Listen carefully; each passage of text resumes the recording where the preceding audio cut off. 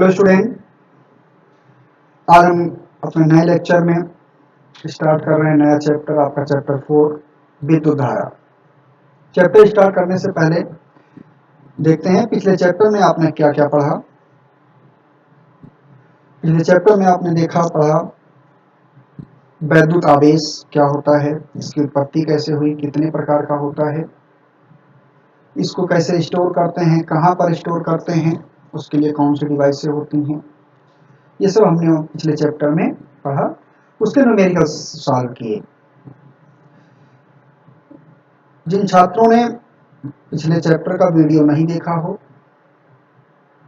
वो चैनल को सब्सक्राइब कर लें और वीडियो देख लें, ताकि जो आपका अगला चैप्टर है ये भी उसी से रिलेटेड है, जिससे आपको आसानी से समझ में आ सके या पढ़ने में सुविधा हो सके। तो आइए स्टार्ट करते हैं आज का चैप्टर। आपका चैप्टर 4 है विद्युत धारा, करंट इलेक्ट्रिसिटी। चैप्टर स्टार्ट करते हैं।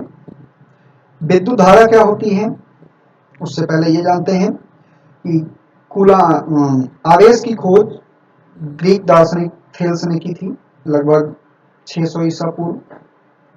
अब समय के साथ साथ जो आवेश था, जो हमने पिछले चैप्टर में आवेश पढ़ा, जैसे जैसे समय बीतता है ये आवेश अब विद्युत जनरेटरों द्वारा, इलेक्ट्रिक जनरेटर द्वारा उत्पन्न होके चालक तारों के माध्यम से हमारे घरों तक पहुंचने लगा, जिसको हम विद्युत धारा कहते हैं। हमारे रहन सहन में, हमारे जीवन के तौर तरीकों में कई सारे बदलाव आने लगे, सुविधाएं बढ़ने लगी। किसी राष्ट्र की प्रगति अब इस आधार पर आकी जाने लगी कि वो राष्ट्र प्रति व्यक्ति कितनी ऊर्जा की खपत या कितनी ऊर्जा व्यय करता है, कितनी संचित करता है, कितना स्टोर कर ले रहा है। तो वो राष्ट्र विकसित कहलाया जो कम से कम एनर्जी खर्च कर रहा था। ठीक है, तो आइए देखते हैं आपका अगला चैप्टर। इसमें हमारा पहला टॉपिक है वैद्युत सेल। वैद्युत सेल क्या होता है, जिसको हम इलेक्ट्रिक सेल कहते हैं, बैटरी जिसको आप जनरली बोलते हैं। वैद्युत सेल एक ऐसी युक्ति है, ऐसी मशीन है, यंत्र है ऐसा, जिसके द्वारा किसी भी एक प्रकार की ऊर्जा को वैद्युत ऊर्जा में कंटिन्यूअसली सतत रूप से रूपांतरित किया जाता है, जिससे कि जिस परिपथ में सेल को लगाया जाए उस परिपथ में कंटिन्यूअस धारा का प्रवाह, वैद्युत धारा का प्रवाह बना रहता है। वैद्युत सेल कई प्रकार के होते हैं। सबसे पहला टाइप है हमारा वैद्युत रासायनिक सेल, इलेक्ट्रोकेमिकल सेल। जैसा इसके नाम से ही स्पष्ट हो रहा है, वैद्युत रासायनिक सेल क्या होता है, इलेक्ट्रोकेमिकल सेल, इसमें केमिकल एनर्जी को, रासायनिक ऊर्जा को वैद्युत ऊर्जा में रूपांतरित किया जाता है। यह भी दो प्रकार का होता है, प्राइमरी सेल और सेकेंडरी सेल। अब प्राइमरी सेल क्या होता है, इसमें जो रासायनिक प्रक्रिया होती है, केमिकल प्रोसेस होता है, वो इरिवर्सिबल होता है। मतलब प्राइमरी सेल को फिर से हम चार्ज नहीं कर सकते, आवेशित नहीं कर सकते। इसको एक बार बनाएंगे तो एक ही बार यूज कर सकते हैं। इसमें जैसे आप बनाते हैं, शुष्क सेल हुआ आपका, जो टार्स वगैरह में यूज किया जाता है, डेनियल सेल हुआ, लेग्रांजे सेल हुआ, इसका यूज हम लैब में करते हैं। सेकेंडरी सेल क्या होता है, ये ठीक उसका अपोजिट। जैसे प्राइमरी सेल में जो रासायनिक प्रक्रिया होती है वो इरिवर्सिबल होती है, यहाँ पर रासायनिक प्रक्रिया रिवर्सिबल होगी। मतलब कि रासायनिक ऊर्जा को वैद्युत ऊर्जा में जब बदलते हैं तो ऐसे ही वैद्युत ऊर्जा से फिर रासायनिक ऊर्जा हम उत्पन्न कर सकते हैं। मतलब इस सेल को फिर से चार्ज किया जा सकता है, आवेशित किया जा सकता है। जैसे सीसा संचायक सेल, लेड एक्यूमुलेटर इंग्लिश में कहा जाता है इसे, क्षारीय संचायक सेल जिसको कहते हैं एल्कली एक्यूमुलेटर, जो आप बैटरीज, चार्जेबल बैटरीज हैं यूज करते हैं, क्षारीय संचायक जिसमें हम एसिड का यूज करते हैं। चलिए, आपकी दूसरी टाइप जो है, सेकेंड टाइप की जो बैटरी होती है वो फोटोसेल। फोटोसेल में क्या होता है, प्रकाश ऊर्जा को या विकिरण को हम वैद्युत ऊर्जा में रूपांतरित करते हैं। थर्ड टाइप है ताप युग्म cell, thermocouple cell. Thermocouple cell का सबसे बड़ा उदाहरण आपका सोलर सेल है। इसमें क्या करते हैं, ऊष्मीय ऊर्जा को वैद्युत ऊर्जा में रूपांतरित कर देते हैं। जनित्र जनरेटर क्या होता है, जनरेटर जिसको हम डायनेमो बोलते हैं, इससे यांत्रिक ऊर्जा को वैद्युत ऊर्जा में रूपांतरित किया जाता है। ये तो हुई सेल की बात। अब आगे देखते हैं विद्युत धारा क्या होती है। जैसे पिछले चैप्टर में आपने पढ़ा कि आवेश दो प्रकार के होते हैं, पॉजिटिव और नेगेटिव। तो जब आवेश एक स्थान से दूसरे स्थान पर जाता है तो जो आवेश के प्रवाह की या चलने की दर है समय के साथ, उसी को क्या कहते हैं, विद्युत धारा। सामान्य अवस्था में या सामान्य स्थिति में हम धारा की दिशा निकालना चाहें तो आवेश हमारे पास दो प्रकार का था, पॉजिटिव और नेगेटिव। तो कहा जाता है कि जब जिस दिशा में इलेक्ट्रॉन चलते हैं, धारा उसके विपरीत चलती है, और इलेक्ट्रॉन के ऊपर आप जानते हैं कौन सा आवेश होता है, नेगेटिव। तो इसका मतलब धारा कहाँ चलती है, पॉजिटिव आवेश की, धनात्मक आवेश की दिशा में। इसे हम धारा की तीव्रता भी कहते हैं, विद्युत धारा की तीव्रता भी कहते हैं। इसको रिप्रेजेंट करते हैं, प्रदर्शित करते हैं आई से। यदि किसी चालक में कोई तार है जिसके अनुप्रस्थ काट का क्षेत्रफल a है, तो उसमें t समय में q आवेश प्रवाहित हो रहा है, तो I का मान क्या हो जाएगा, I बराबर q बाई टी। आवेश पर आवेश कितना प्रवाहित हो रहा है, q, कितने समय में हो रहा है, t, इसलिए I का फार्मूला क्या हो जाएगा, I equal to q by T. इसका मात्रक क्या होगा, एम्पियर। चलिए, सेल का वैद्युत वाहक बल क्या होता है, इलेक्ट्रोमोटिव फोर्स ऑफ सेल। जैसा इसके नाम में लगा हुआ है सेल का वैद्युत वाहक बल, तो एक चीज यहां स्पष्ट कर लेंगे, ये कोई बल नहीं है, ये इसका नाम है, ये किसी भी प्रकार का बल नहीं है। ये एक प्रकार की ऊर्जा है जो किसी परिपथ में एकांक आवेश को चलने के लिए सेल उसको प्रोवाइड करता है, उसे उस सेल का वैद्युत वाहक बल कहते हैं। दूसरे शब्दों में कह सकते हैं कि किसी वैद्युत परिपथ में एकांक आवेश को प्रवाहित करने में सेल द्वारा आवेश को दी गई ऊर्जा या आवेश पर किया गया कार्य वैद्युत वाहक बल कहलाता है। इसे हम कैपिटल ई से प्रदर्शित करते हैं, इसका मात्रक वोल्ट होता है।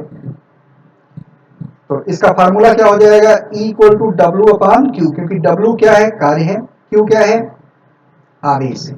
अगर Q का मान 1 कर दिया जाए तो E इक्वल टू डब्ल्यू, जो कार्य करता है एकांक धनावेश पर सेल, वही उसके EMF के बराबर होता है। दूसरा टर्म इसी से रिलेटेड है, सेल का टर्मिनल विभवांतर, terminal potential difference of cell. Terminal विभवांतर क्या होता है, जब हम सेल बनाते हैं तो सेल में दो इलेक्ट्रोड होते हैं, कैथोड और एनोड। एक पॉजिटिव टर्मिनल होता है, दूसरा नेगेटिव टर्मिनल होता है। तो एक चीज स्पष्ट कर लेंगे, क्लियर कर लेंगे, दोनों टर्मिनलों का जो पोटेंशियल होता है, विभव होता है, वो बराबर नहीं होता है, उनके बीच डिफरेंस रखा जाता है। ठीक है, जिस डिफरेंस के कारण उस सेल से धारा प्रवाहित होती है। अब कोई भी सेल बनाएंगे तो उसके लिए किसी न किसी पदार्थ का, किसी मटेरियल का यूज किया जाएगा, प्रयोग करेंगे उसका हम।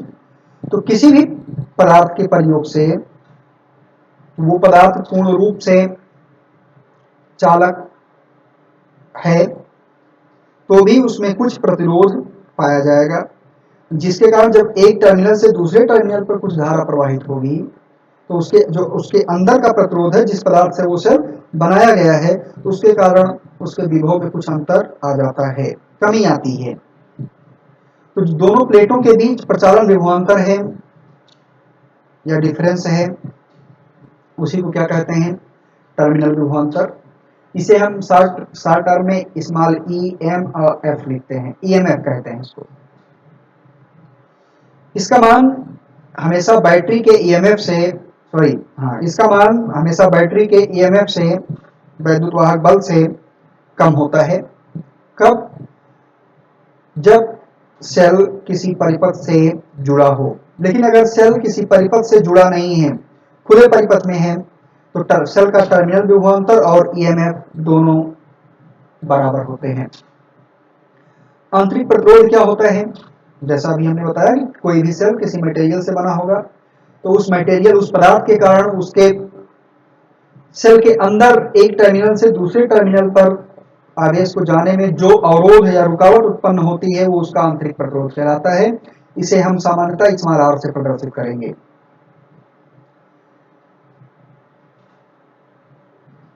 इसका रिलेशन सेल के आंतरिक प्रतिरोध का रिलेशन अभी आगे ड्राइव करेंगे। आइए आगे देखते हैं ओम का नियम, ओम्स लॉ। ओम ने क्या बताया? ओम ने चालक से संबंधित कुछ नियम दिए और नियम क्या था? यदि किसी चालक की भौतिक अवस्था में कोई परिवर्तन न किया जाए तो चालक का सिरों पर लगाया गया विभवांतर उसमें बहने वाली धारा के समानुपाती होता है, या मैथमेटिकली इसको क्या कह सकते हैं? V proportional I। यहाँ पर इन्होंने एक टर्म यूज किया कि चालक की भौतिक अवस्था में कोई परिवर्तन न किया जाए तो उसके सिरों पर जो विभव हम लगाएंगे, जो वोल्टेज देंगे, वो उसमें बहने वाली धारा के समानुपाती होगा। तो ये भौतिक अवस्था में परिवर्तन क्या है? भौतिक अवस्था का मतलब है उसकी आकृति, आकृति से मतलब उसकी लंबाई में, उसके क्षेत्रफल में कोई परिवर्तन ना किया जाए। और दूसरा टर्म जो उसको इफेक्टेड कर सकता है वो है टेम्परेचर, ताप, उसके ताप में कोई परिवर्तन ना किया जाए। अभी आगे देखेंगे ये इस पर डिपेंडेंसी कैसे होती है। तो हम इसको मैथमेटिकली लिख सकते हैं V प्रोपोर्शनल I। प्रोपोर्शनलिटी हटाते हैं तो एक कांस्टेंट आ जाता है कैपिटल R। कैपिटल R क्या है? समानुपाती नियतांक है। इसी कैपिटल R को ही चालक का प्रतिरोध कहते हैं। तो चालक का प्रतिरोध क्या हो जाएगा? R equal to V/I। अगर इसको डिफाइन करना हो, परिभाषित करना हो, तो हम परिभाषित कर सकते हैं कि चालक तार में प्रवाहित विद्युत धारा के प्रवाह में चालक तार द्वारा प्रस्तुत अवरोध को चालक तार का प्रतिरोध कहते हैं। ठीक है, एक चीज और क्लियर कर लेंगे कि ओम का नियम केवल चालक पदार्थों के लिए ही सत्य होता है, बाकी ये कुचालक के लिए, अर्धचालक के लिए कार्य नहीं करता है। वहां पे ये जो उनका रूल है V प्रोपोर्शनल I, ये काम नहीं करेगा, ये सिर्फ चालक के लिए ही कार्य करेगा। अगर हम यहाँ पर धारा और वोल्टेज विभव के बीच ग्राफ खींचे किसी चालक के लिए, तो ये ग्राफ जैसा आप चित्र में देख रहे हैं, ये ग्राफ जो है लीनियर आएगा, सीधी रेखा मिलती है, ये सीधी रेखा में आगे बढ़ता है। ठीक है, आइए आगे देखते हैं प्रतिरोध के नियम, लॉ ऑफ रेजिस्टेंस। जैसे अभी ऊपर पढ़ा हमने कि प्रतिरोध क्या होता है। अब प्रतिरोध से संबंधित नियम क्या होते हैं? प्रतिरोध किस किस पर निर्भर करता है? सबसे पहला पॉइंट, प्रतिरोध चालक के पदार्थ पर निर्भर करता है। अर्थात जो चालक हम यूज कर रहे हैं, प्रयोग में ला रहे हैं, वो चालक किस पदार्थ से बना है वो उस पदार्थ के ऊपर निर्भर करेगा। और एक प्रकार के पदार्थ का प्रतिरोध एक ही प्रकार से होगा, इसको भी और आगे क्लियर करेंगे। दूसरा पॉइंट, प्रतिरोध चालक के तापमान पर निर्भर करता है। मतलब अगर ताप बढ़ेगा तो प्रतिरोध बढ़ जाएगा, ताप घटेगा तो चालक का प्रतिरोध घट जाएगा। तीसरा पॉइंट, प्रतिरोध चालक की लंबाई के समानुपाती होता है। मतलब अगर तार की लंबाई बढ़ाते जाएंगे, चालक की लंबाई बढ़ाते जाएंगे तो प्रतिरोध बढ़ता जाएगा, लंबाई घटाते जाएंगे तो प्रतिरोध घटता जाएगा। मतलब तार ज्यादा बड़ा होगा तो प्रतिरोध ज्यादा होगा, तार छोटा होगा, दूरी कम होगी तो प्रतिरोध कम होगा। फोर्थ पॉइंट, प्रतिरोध चालक के अनुप्रस्थ काट के क्षेत्रफल के व्युत्क्रमानुपाती होता है। अनुप्रस्थ काट का क्षेत्रफल का मतलब क्या है? जो उसका क्रॉस सेक्शनल एरिया है, अनुप्रस्थ काट, उसको काटने से अगर उसकी लंबाई के लंबवत उसको काटा जाए तो जो उसका क्षेत्रफल आ रहा है सामने से, उसे कहते हैं क्रॉस सेक्शनल एरिया। ये उसके व्युत्क्रमानुपाती होता है। मतलब अगर तार का क्षेत्रफल अधिक होगा, ए बढ़ेगा तो आर घट जाएगा, मतलब प्रतिरोध कम होगा। तो इसकी मदद से हम ये कह सकते हैं कि अगर तार पतला है तो उसका प्रतिरोध ज्यादा होगा, और अगर तार मोटा है तो इसका प्रतिरोध कम होगा। इन चारों नियमों को अगर कंबाइन कर दें तो फार्मूला बना सकते हैं R equal to rho L by A. यहां पर रो क्या है? रो एक कांस्टेंट है जिसे चालक पदार्थ का विशिष्ट प्रतिरोध या प्रतिरोधकता कहते हैं। स्पेसिफिक रेजिस्टेंस या रेजिस्टिविटी कहते हैं इसे। जो आपका पहला नियम है, प्रतिरोध चालक के पदार्थ पर निर्भर करता है। तो रो क्या बताता है? रो किसी एक मटेरियल के लिए इसकी वैल्यू फिक्स होगी। एल्युमिनियम के लिए, कॉपर के लिए, जिसके लिए भी होगा ये रो की वैल्यू आएगी, जिसको हम स्पेसिफिक रेजिस्टेंस कहते हैं। इसको अगर डिफाइन करना चाहें तो ये हम इस तरीके से डिफाइन कर सकते हैं कि प्रति एकांक लंबाई तथा प्रति एकांक अनुप्रस्थ काट के क्षेत्रफल में उपस्थित प्रतिरोध को चालक का विशिष्ट प्रतिरोध कहते हैं। मतलब अगर हम एल्युमिनियम का विशिष्ट प्रतिरोध निकालना चाहते हैं, स्पेसिफिक रेजिस्टेंस फाइंड आउट करना चाहते हैं, तो क्या करना होगा हमें? उसकी लंबाई अगर सेंटीमीटर में रख सकते हैं तो 1 सेंटीमीटर, उसका अनुप्रस्थ काट का क्षेत्रफल 1 सेंटीमीटर हो, तो उस वायर में जितना रेजिस्टेंस होगा वो उसका स्पेसिफिक रेजिस्टेंस कहलाएगा। ठीक है, इसका मात्रा क्या होता है? ओम मीटर। आइए आगे देखते हैं सेल के टर्मिनल विभव, सेल के ईएमएफ, विद्युत वाहक बल, टर्मिनल विभवांतर V और आंतरिक प्रतिरोध R में संबंध। Relation among the EMF, terminal potential difference and internal resistance of a cell, V, E और स्मॉल r में। देखते हैं, यहां पर एक चित्र बनाया है, इस चित्र को ध्यान से देखें। चित्र में क्या है? यहां पे एक सेल लगाया गया है,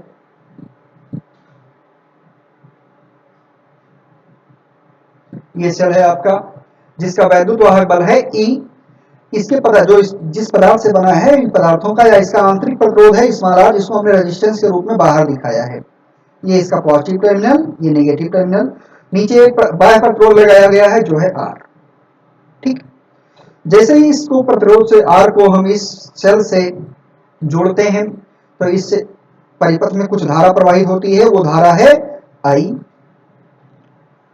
अब मानते हैं कि एक कोई आवेश है जो यहाँ पे है बिंदु A पर, A से B तक इसको लाते हैं। जब ये बैटरी के ऋण नेगेटिव टर्मिनल से होते हुए पॉजिटिव टर्मिनल पर आता है तो इसके विभव में E की वृद्धि हो जाती है, E बढ़ जाता है इसका विभव, क्योंकि ये पॉजिटिव टर्मिनल का विभव ज्यादा होगा, नेगेटिव टर्मिनल का विभव कम होगा। लेकिन जब ये अपने पदार्थ से होते हुए बैटरी सेल के अंदर से होते हुए आगे बढ़ेगा तो इसके विभव में कुछ कमी आ जाएगी। वो कमी कितनी आएगी? कितनी धारा प्रवाहित हो रही है इसमें? Small I। और कितना रेजिस्टेंस है इसका? R। तो इतने की कमी आ जाएगी इसमें। ठीक है, देखते हैं यहाँ पर। तो इसका ये रिलेशन क्या हो जाएगा? टर्मिनल विभवांतर कितना हो जाएगा? ईएमएफ कितना था? E, क्योंकि इतनी की वृद्धि हुई थी उसमें। कमी कितने की हो गई? I into R की। इतना कम हो गया, ये इतना परिपथ में चला गया। ठीक है ना? तो ये रिलेशन हो गया V equal to E minus IR। लेकिन अगर बैटरी खुले परिपथ में है, मतलब उसको किसी परिपथ से जोड़ा नहीं गया है, उससे धारा प्रवाहित नहीं हो रही है, तो उसका ईएमएफ और टर्मिनल विभवांतर ये दोनों हमेशा आपस में बराबर होंगे। लेकिन बैटरी अगर किसी परिपथ से जोड़ दी जाती है, उससे धारा बहने लगती है, बंद परिपथ पर है, बंद पथ पर है, तो टर्मिनल विभवांतर का मान हमेशा ईएमएफ से कम हो जाएगा, थोड़ा सा घट जाएगा। कितना घटेगा? E से IR, जितनी धारा प्रवाहित हो रही है इनटू रेजिस्टेंस जितना है उस परिपथ का। सेल के आंतरिक प्रतिरोध का मान E, V और कैपिटल R के पद में निकालते हैं। E, V और कैपिटल R के पद में निकालते हैं स्मॉल r का मान। जो चित्र अभी हमने आपको बताया ये आप क्लियर समझ रहे होंगे। जैसा हम जानते हैं कि बैटरी का जो पॉजिटिव टर्मिनल होता है वो उच्च विभव पर होता है, नेगेटिव टर्मिनल हमेशा निम्न विभव पर होता है। चित्रानुसार अगर देखते हैं, टर्मिनल वोल्टेज V का मान प्रतिरोध R के दोनों सिरों के बीच विभवांतर के बराबर होता है। मतलब इसका जो टर्मिनल वोल्टेज V है वो R पर जो विभवांतर है उसके बराबर होता है। तो V इक्वल टू कितना हो जाएगा? IR। इसको इक्वेशन 1 मान लेते हैं। अब सम्मिलित करते हैं सेल के आंतरिक प्रतिरोध को। तब जब सेल के आंतरिक प्रतिरोध को सम्मिलित करते हैं तो पीछे अभी हमने फार्मूला ड्राइव किया था, रिलेशन देखा था, V इक्वल टू क्या होता है, E minus I into R. ठीक है, तो समीकरण 1 में V की जगह हम सब्स्टिट्यूट कर देते हैं E माइनस आई आर। तो समीकरण 1 क्या बन जाएगा, E minus I R equal to I into capital R. I R यहाँ पे भी है, आई आर यहाँ पे भी है, इसको एक साथ कर लेते हैं, आई को कॉमन कर देते हैं, ये हो जाएगा E equal to I into capital R plus small R. I की वैल्यू फाइंड आउट कर लेते हैं, E upon capital R plus small R. समीकरण 1 और 2 दोनों की मदद लेते हैं। यहां से हम समीकरण 1 में देखते हैं, यहां से हम I equal to V by R ये निकाल सकते हैं। तो I की ये वैल्यू जो समीकरण में आई है, 2 में आई है, यहाँ पे I की जगह हम V बाई आर सब्स्टिट्यूट कर देते हैं। तो यहाँ पर जब I की जगह हम इसकी जगह V बाई आर सब्स्टिट्यूट कर देते हैं तो ये हो जाएगा V by R equal to E upon R plus R. पक्षांतर कर लेते हैं इसको, आर वाले टर्म एक साथ कर लेते हैं, E और V पोटेंशियल वाले टर्म एक साथ कर लेते हैं। तो ये V को इधर लाते हैं तो ये हो जाएगा E by V, R plus R को इधर ले जाते हैं तो R plus small R upon capital R. इसको और सॉल्व करेंगे तो ये हो जाएगा 1 plus small R upon capital R equal to E by V। 1 को दूसरी तरफ ट्रांसफर कर दिया तो हो गया E अपान V माइनस 1। कैपिटल आर को भी दूसरी तरफ ट्रांसफर कर देते हैं क्योंकि हमें स्मॉल आर की वैल्यू निकालनी है। तो फार्मूला आपका आ गया स्मॉल आर बराबर कैपिटल आर इंटू E अपान V माइनस 1। यह है सेल के आंतरिक प्रतिरोध का मान EV और R के कैपिटल आर के पद में। चलिए आगे देखते हैं कि परिपथ में करंट के ऊपर, धारा के ऊपर ऊष्मा का, ताप का क्या प्रभाव पड़ता है। मानते हैं यदि किसी परिपथ में कोई प्रतिरोध है जिसका मान है R ओम, R ओम का एक प्रतिरोध लगा है, तो उस प्रतिरोध से होकर T समय में I धारा प्रवाहित हो रही है तो कितनी ऊष्मा उससे उत्पन्न हो रही है। उत्पन्न ऊष्मा बराबर क्या हो जाएगा, V वोल्ट विभवांतर के मध्य, विभवांतर कितना था V, तो V वोल्ट विभवांतर के मध्य Q आवेश के चलने में किया गया कार्य। ठीक है, तो हम कह सकते हैं यहाँ पे हम जो उस उत्पन्न ऊष्मा है उसको लिखते हैं H। H इक्वल टू क्या होता है W, H बराबर W, जो किया गया कार्य है वो उत्पन्न ऊष्मा के बराबर है। W कितना कर रहे हैं हम, V इंटू क्यू, क्योंकि V बराबर क्या होता है W अपान क्यू। ठीक है, V की जगह हम Q की जगह हम लिख सकते हैं IT, इसी फार्मूले को लिख सकते हैं VIT। V की जगह IR लिख सकते हैं तो ये भी वैल्यू सब्स्टिट्यूट कर सकते हैं, तो IR लेंगे तो ये फार्मूला हो जाएगा I स्क्वायर RT।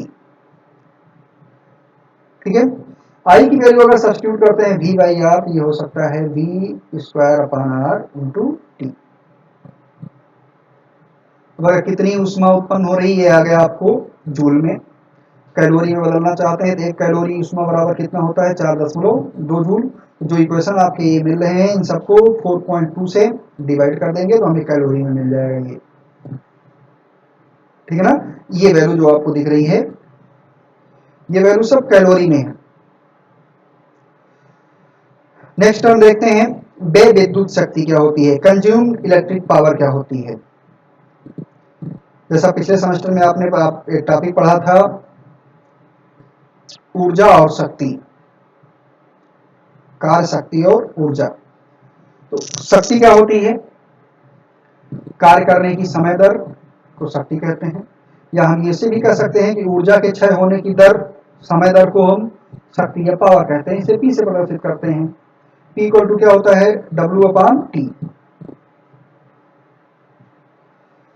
W की जगह अभी हमने क्या लिया था H, ऊपर फार्मूला आपने देखा है, जो जो मान वहां पे थे वो वैल्यू यहाँ पे सब्स्टिट्यूट की जा सकती है। P equal to H upon T लिख सकते हैं, VIT लिख सकते हैं, यहाँ पे I स्क्वायर RT लिख सकते हैं। जो वैल्यू ऊपर है ये सारी वैल्यू यहाँ पे सब्स्टिट्यूट की जा सकती हैं, ये वैल्यू। इसका मात्रक क्या होता है? वाट। लेकिन व्यय विद्युत शक्ति का मात्रक क्या होता है? व्यवहारिक मात्रक हम जो जनरली आप अपनी बोलचाल की भाषा में यूज करते हैं वो किलोवाट घंटा है, या उसको हम यूनिट कहते हैं। यूनिट क्या है? 1 किलोवाट घंटा की कितनी ऊर्जा खर्च हो रही। जैसे आपके घरों में मीटर लगा होता है, तो जो मीटर आपको बताता है यूनिट, तो वो यूनिट का मतलब क्या है? किलोवाट घंटा।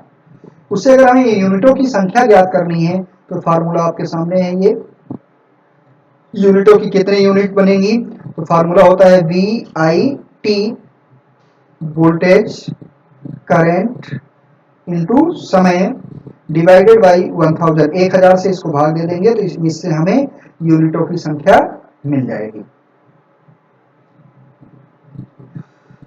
तो आज के लिए बस इतना ही।